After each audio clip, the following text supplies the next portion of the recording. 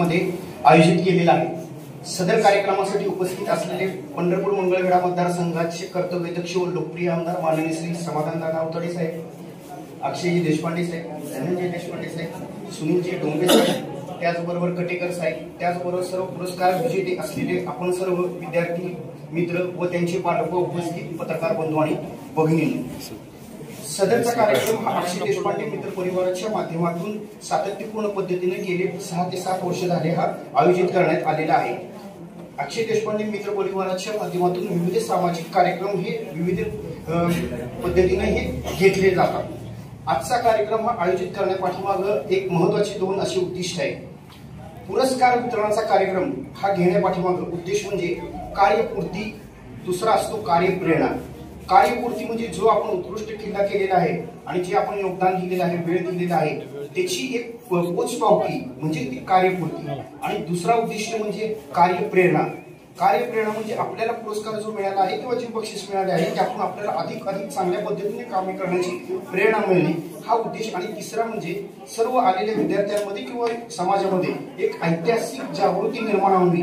जे छत्रपती शिवाजी महाराजांनी भव्य दिव्य कार्य केलेले आहे ते कार्य सर्वसामान्य लोकांपर्यंत जाऊन आणि विद्यार्थ्यांमध्ये जाऊन त्यांना कार्य करण्याची प्रेरणा उपलब्ध व्हावी यासाठी सदरचा कार्यक्रम हा आयोजित केलेला आहे। अक्षय देशपांडेने आपण सर्वांनी बघितले असेल, कोरोना काळामध्ये त्यांनी विविध उपक्रम हाती घेतले असेल, मास्क वाटपाचा कार्यक्रम असेल, सॅनिटायझिंगच्या संदर्भातले कार्यक्रम असतील, लोकांना बेड उपलब्ध करून देणं असेल, अन्नधान्याची किट वाटप करण्याचे कार्यक्रम असतील किंवा इतर कुठल्याही प्रकारचे रक्तदान शिबिर असतील किंवा इतर विविध सामाजिक कार्यक्रम त्यांच्या माध्यमातून आणि त्यांच्या मित्र परिवाराच्या माध्यमातून सातत्यपूर्ण पद्धतीने केले जातात। त्याचबरोबर वृद्धाश्रमातल्या लोकांना मदत करणे, गायींना चारा देणे असे विविध कार्यक्रमही त्यांच्या माध्यमातून केले जातात। सदर कार्याची दखल घेऊनच त्यांना कोरोना योद्धा हा पुरस्काराने सन्मानित करण्यात आले आहे। तसेच नुकतेच गौरव पुरस्काराने त्यांना सन्मान करण्यात आलेला आहे। आपला जास्त न वेळ घेता एक छोटीशी स्लोगन आपल्याला फक्त सांगतो जी विद्यार्थ्यांसाठी उपयोगी पडेल असं मला वाटतं। आपण सर्वांनी कविता ऐकली असेल, लहरों से लड़कर नौका पार नहीं होती और कोशिश करने वालों की कभी हार नहीं। नन्ही चिट्ठी जब दाना लेके, सर्व विद्यार्थ्यांनी थोडं काळजीपूर्वक ऐका, त्यांना त्यांच्या पुढच्या आयुष्यामध्ये ही कथा अतिशय प्रेरणादायक ठरणार आहे।